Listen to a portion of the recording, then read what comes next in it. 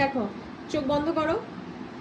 এবার দেখো এই যে ওপরে যে আপার ক্রিজটা রয়েছে, এটা দেখো বেশি স্পেস আছে।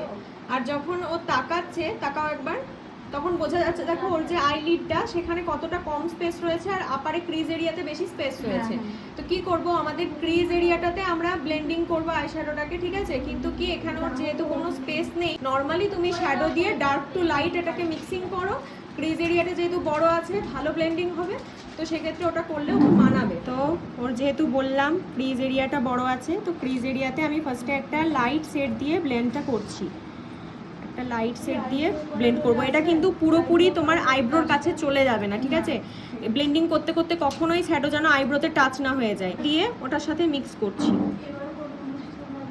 ডার্ক নেব, ডার্ক যদি না থাকে ব্ল্যাকের সাথে হালকা একটু মিক্স করে নিয়ে অ্যাপ্লাই করব। দেন আইলিড এরিয়াটাতে এভাবে ব্লেন্ড করে নেবো এই শ্যাডোটাকে।